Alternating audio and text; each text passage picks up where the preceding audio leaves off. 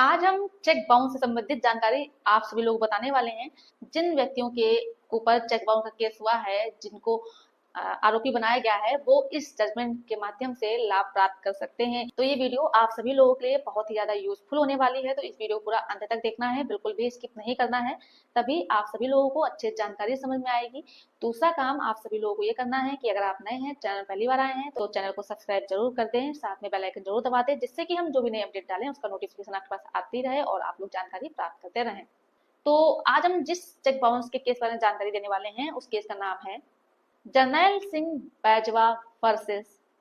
State of Punjab, जो कि 22 अक्टूबर 2024 हाल ही का जजमेंट है, जो कि honourable Punjab and Haryana high court का जजमेंट है। इस केस में होता यह है,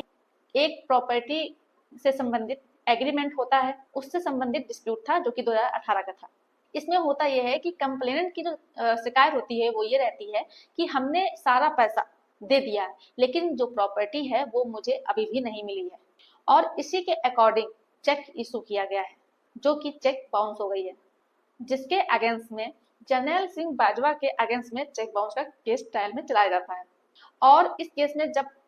बाजवा जी पेश नहीं होते हैं कोर्ट में, तो उनके खिलाफ समन्स जाते हैं, वेलेबल जाता है, नॉन वेलेबल वारंट जाता है,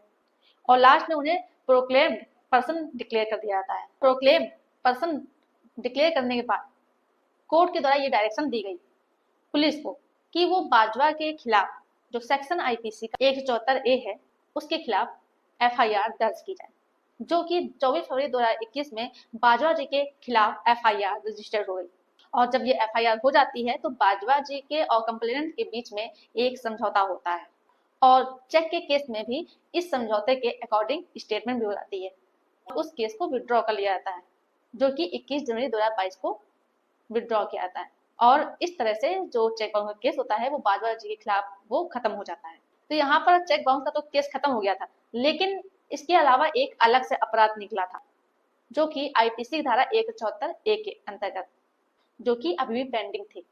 तो यहाँ पर बाजवा जी क्या करते हैं कि एफआईआर क्वेश्चन के लिए पिटीशन डालते हैं, और ये बात बोलते हैं कि जो मेरे अगेंस्ट में 174A आईपीसी के तहत केस दर्ज किया गया था, इसे खत्म किया जाए, क्योंकि जो मेन केस था जिसके अंतर्गत एफआईआर दर्ज कराई गई थी वो खत्म हो चुका है, क्योंकि उसमें कंप्रोमाइज हो चुका है, और सेटलमेंट होने के बाद वो केस भी खत्म हो गया है। तो यहाँ पंजाब एंड हरियाणा कोर्ट ने देखा कि ये जो केस है, कई केसेस में होता है कि जब चेक बाउंस के केस में पैसा नहीं मिलता है, समझौता नहीं होता है, तो 174A के अंतर्गत एफआईआर दर्ज की जाती है, और जब एफआईआर दर्ज की जाती है 174A के अंतर्गत, तो फिर जो चेक बाउंस का केस होता है उसमें समझौता हो जाता है, और जब समझौता मेन केस में हो जाता है तो 174A का भी कोई भी मायना नहीं होता है। तो इस तरह से इसे भी खत्म किया जाएगा।